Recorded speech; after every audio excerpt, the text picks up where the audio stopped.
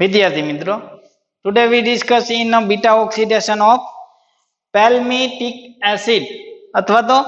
Palmitic acid. तो beta oxidation of palmitic acid तो आ डिग्रेडेशन ની અંદર એટલે કે પાલ્મિટિક ફેટી એસિડ ની અંદર ચાર પ્રકારની ડિગ્રેડેશન ઇન્વોલ્વ થશે, ચાર રિએક્શન જોવા મળશે એટલે કે ફોર રિએક્શન કે જેટલી રિએક્શન થતી હશે પાલ્મિટિક એસિડ ની અંદર ई पाल्मिटिक एसिड ની અંદર જે રિએક્શન થતી હશે એ રિએક્શન ને ટોટલ 4 ડિગ્રેડેશન ની અંદર મૂકવામાં આવે oxidation, hydration, oxidation and cleavage. એટલે કે બે વખત ઓક્સિડેશન થતું હશે, એક વખત હાઇડ્રેશન અને એક વખત ક્લીવેજ અથવા તો થાયોલાઇસિસ પ્રોસેસ થતી હશે। તો સ્ટેપ વાઇઝ આપણે જોઈએ તો કે oxidation first of all fatty acyl coenzyme એટલે કે જે આપણે ફેટી એસિડ લીધો છે અહીં આપણે પાલ્મિટિક એસિડ લીધો તો પાલ્મિટિક ફેટી એસાઇલ કોએન્જાઇમ એનું શું થશે ઇનોઇલ કોએન્જાઇમ એમાં કન્વર્જેશન થશે અને શું બનશે FADH2 એનર્જી આપને મળશે। then after hydration ટ્રાન્સ ઇનોઇલ કોએન્જાઇમ એ નું ડિગ્રેડેશન કેમાં થશે અથવા તો હાઇડ્રેશન 3 હાઇડ્રોક્સી એસાઇલ કોએન્જાઇમ એમાં એનું શું થશે હાઇડ્રેશન થશે। 3 હાઇડ્રોક્સી એસાઇલ કોએન્જાઇમ નું પાછું શું થશે ઓક્સિડેશન થઈ 3 કીટો એસાઇલ કોએન્જાઇમ માં કન્વર્જેશન થશે। In this process produce NADH શું થશે બનશે। And fourth degradation cleavage or thiolalysis process 3 keto acyl coenzyme may convert into acetyl coenzyme A plus acyl coenzyme A એટલે કે બે મોલેક્યુલ્સ છૂટા પડશે, એક તો એસિટાઇલ કોએન્જાઇમ અને એસાઇલ કોએન્જાઇમ। જે એસાઇલ કોએન્જાઇમ છે એ કેવી ચેન તો કે શોર્ટ ચેન ઓફ કાર્બન ની નાની ચેન હશે। હવે આપણે એનો પાથવે વિશે જોઈએ તો કે pathway beta oxidation of palmitic acid नो पाथवे तो फर्स्ट ऑफ ऑल तो पाल्मिटिक एसिड एनु शुं थशे ऑक्सीडेशन थशे, ऑक्सीडेशन थई अने शुं बनशे तो के इनोइल ट्रांस डेल्टा स्क्वेर मा कन्वर्जेशन थशे। तो फर्स्ट ऑफ ऑल आपणे लखीए तो के आर C16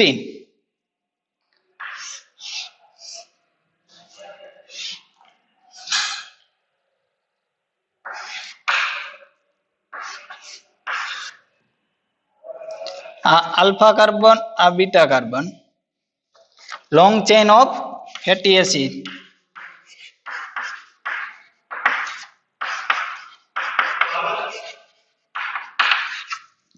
एनु कन्वर्जेशन थशे क्या एंजाइम ની હાજરીમાં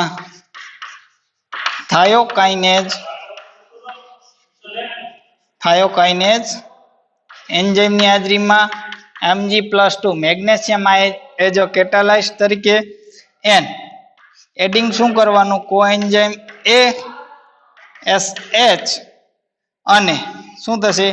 એક એટીપી મોલેક્યુલ નું AMP પ્લસ ફોસ્ફેટ અને ફોસ્ફેટ માં કન્વર્જેશન થશે એટલે કે 2 ફોસ્ફેટ મોલેક્યુલ છૂટા પડશે। આપણે કોઈ એવી લોંગ ચેન લીધી કે જેની અંદર 16 કાર્બન એટલે કે બેકી નંબર ની અંદર કાર્બન સંખ્યા હોય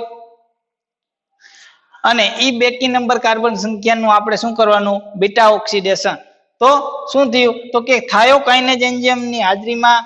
Mg+2 એઝ અ કેટાલિસ્ટ તરીકે કોએન્જાઇમ ASH ને આપણે એડ કર્યો એટલે શું બનશે તો કે R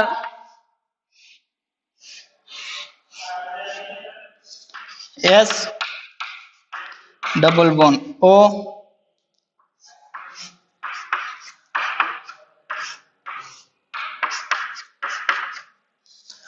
આલ્ફા અને બીટા। તો આનું શું થશે તો કે fatty acyl coenzyme A fatty acyl coenzyme A એનું કન્વર્ઝેશન હવે એનું ઓક્સિડેશન થશે તો કયા એન્ઝાઇમની એસાઇલ કોએન્ઝાઇમ એ ડીહાઇડ્રોજિનેઝ અને FAD નું કેમાં કન્વર્ઝેશન FADH2 માં તો આ આપણી પહેલી રિએક્શન શું થશે ઓક્સિડેશન રિએક્શન થશે અને કન્વર્ઝેશન કેમાં થશે તો કે R COA double bond O 1 hydrogen double bond N hydrogen આ બીટા આલ્ફા અને એનું નામ શું થશે તો કે ટ્રાન્સ ડેલ્ટા સ્ક્વેર ઇનોઇલ કોએન્ઝાઇમ એ તો પહેલું રિએક્શન આપણી જે હતી કે ઓક્સિડેશન કેનું થયું તો કે ફેટી એસાઇલ કોએન્ઝાઇમ એ માંથી એનું કન્વર્ઝેશન કેમાં થશે તો કે ટ્રાન્સ ડેલ્ટા સ્ક્વેર ઇનોલ કોએન્ઝાઇમ એમાં એનું કન્વર્ઝેશન થયું એક FADH2 આપને મળ્યો અને કયા એન્ઝાઇમની હાજરીમાં તો કે એસાઇલ કોએન્ઝાઇમ એ ડીહાઇડ્રોજિનેઝ એન્ઝાઇમ ધેન આફ્ટર એનું શું થશે તો કે ડીહાઇડ્રેટ ઇનોઇલ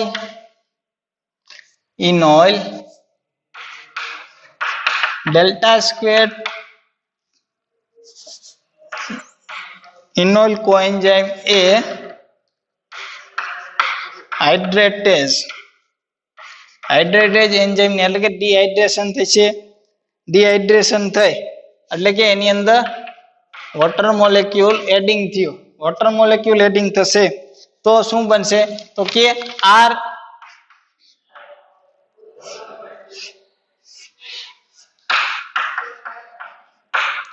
double bond O alpha carbon ઉપર કઈ નહીં અને HOH કેમ કે આપણે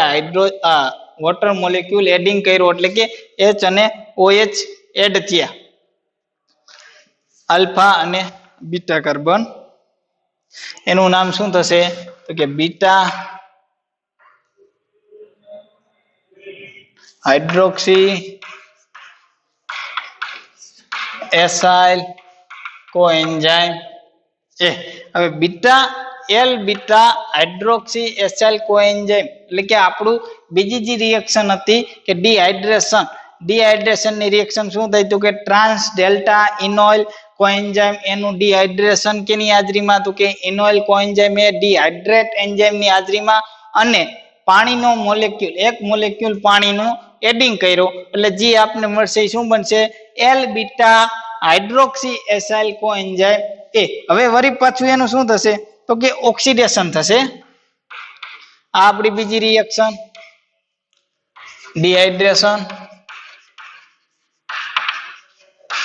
હવે ત્રીજી રિએક્શન પાછું ઓક્સિડેશન થશે L બીટા હાઇડ્રોક્સી એસાઇલ કોએન્ઝાઇમ એનું કેની હાજરીમાં તો કે બીટા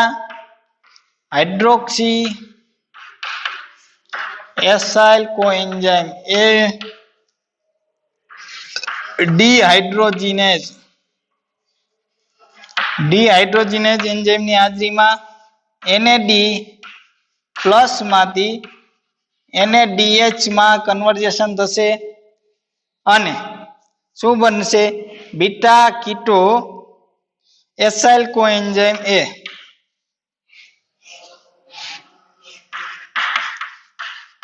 બીટા કીટો આલ્ફા બીટા આનું નામ થશે બીટા કીટો એસાઇલ કોએન્ઝાઇમ એ તો આ આપણી ત્રીજી રિએક્શન થઈ ગઈ ઓક્સિડેશન એન્ડ ફોર્થ રિએક્શન કે beta NADH+ and H+. Beta hydroxyl નું શું થશે તો કે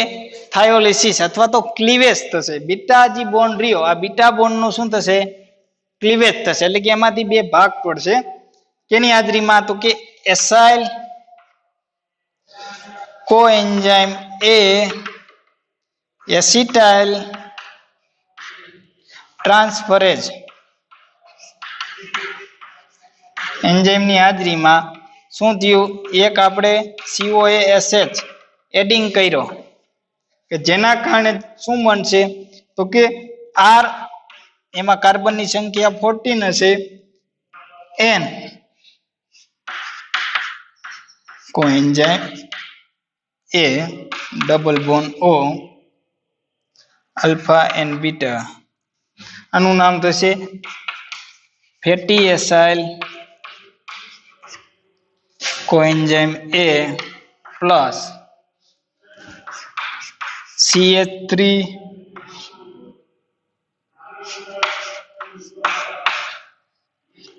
SCOA એસિટાઇલ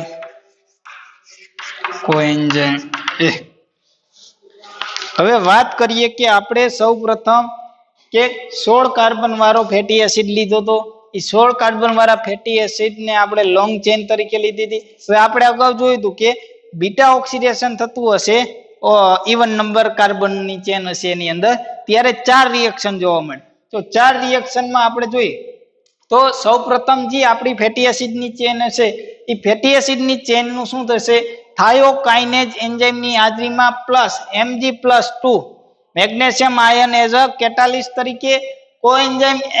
ASH આપણે શું કર્યો, એડિંગ કર્યો, પ્લસ એટીપી નું શું થશે, કન્વર્ઝેશન થશે. એટલે કે અહીંયા એટીપી નો વપરાશ થતો હશે, એટીપી નો વપરાશ થયો અને AMP+2 ફોસ્ફેટ મોલેક્યુલ છૂટા પડશે. તો એમાંથી જે બનશે એ શું બનશે, ફેટી એસાઇલ કોએન્ઝાઇમ A. અહીંયા કાર્બનની સંખ્યા હશે 16, R16 કાર્બન 16. હવે 16 કાર્બન હતા એમાંથી આપણે 2 કાર્બન ને છૂટા પાડવાના છે બીટા ઓક્સિડેશન દરમિયાન. તો first of all oxidation reaction fatty acyl coenzyme નું શું થશે, એસિટાઇલ કોએન્ઝાઇમ A ડિહાઇડ્રોજિનેઝ એન્ઝાઇમની હાજરીમાં FAD convert into FADH2 and convert into trans delta square enoyl coenzyme A એની અંદર શું થશે, કન્વર્ઝેશન થશે. હવે trans delta enoyl coenzyme A નું કન્વર્ઝેશન કેની અંદર થશે, beta hydroxy acyl coenzyme A ની એમાં કેની હાજરીમાં તો કે ઇનોઇલ કોએન્ઝાઇમ A ડિહાઇડ્રેટ એટલે કે ડિહાઇડ્રેશન ની પ્રોસેસ થશે અને વોટર મોલેક્યુલ એડિંગ થશે. Then after beta hydroxy acyl coenzyme નું ઓક્સિડેશન થઈ અને શું બનશે તો કે beta keto acyl coenzyme A બનશે અને બીટા કીટો એસાઇલ કોએન્ઝાઇમ નું ક્લીવેજ થશે. એટલે કે બીટા બોન્ડ નું શું થશે, ક્લીવેજ થયું અથવા તો થાયોલિસિસ પ્રોસેસ ની અંદર એના 2 મોલેક્યુલ્સ છૂટા પડશે. એક તો ફેટી એસાઇલ કોએન્ઝાઇમ A કે જ્યાં કાર્બન નંબર 14 કાર્બન હશે, 14 કાર્બન હશે અને એસિટાઇલ કોએન્ઝાઇમ ની અંદર 2 કાર્બન હશે. એટલે કે ટોટલ 16 કાર્બન માંથી આપણે શું કર્યું, 2 ભાગ પડ્યા, એક 14 કાર્બન નો અને એક 2 કાર્બન. વળી પાછો આ 14 કાર્બન ની આ આખી પ્રોસેસ થઈ અને વળી પાછા 2 કાર્બન છૂટા પડશે. એવી રીતે આખી પ્રોસેસ થતી રહેશે. હવે ટોટલ પ્રોસેસ ની વાત કરીએ, આખી રિએક્શન દરમિયાન આપણે જે NADH2 અને FADH2 મળે, એટીપી નો વપરાશ થાય, એની આપણે ગણતરી કરીએ તો કેટલી એનર્જી ટોટલ મળે તો કે એક સાયકલ ની અંદર 1 સાયકલ, એકવાર સાયકલ પૂરી થાય એટલે ટોટલ આપને 14 એટીપી મળે.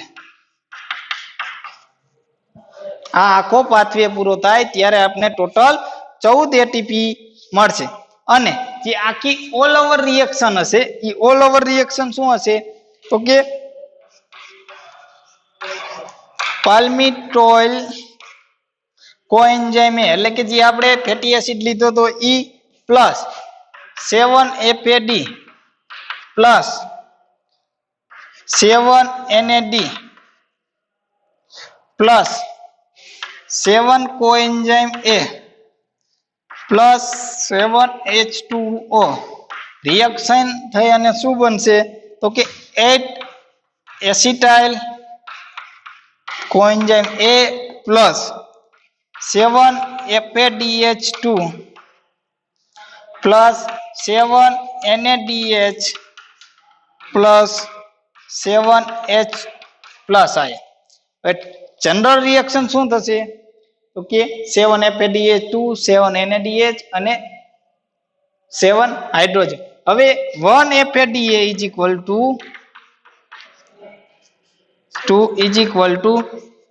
1.5 ATP is equal to 2 ATP and 1 NaDH2 is equal to 2.5 ATP is equal to 3 ATP. તો આપણે ગણતરી કરીએ તો કે 1 FAD બરાબર કેટલા થશે 2 ATP અને 1 NaDH2 is equal to 3 ATP. તો ટોટલ આપને કેટલા મળે 7 FADH2 અને 7 NaDH2 એટલે ટોટલ 14 ATP આના થશે અને 21 ATP આના થશે 7 તરી અને 21 ATP એટલે ટોટલ કેટલા થયા તો કે 35 ATP બનશે. ટોટલ 35 ATP બને છે કેની અંદર તો કે પાલ્મોટિક એસિડ ની અંદર એનું બીટા ઓક્સિડેશન થશે ત્યારે.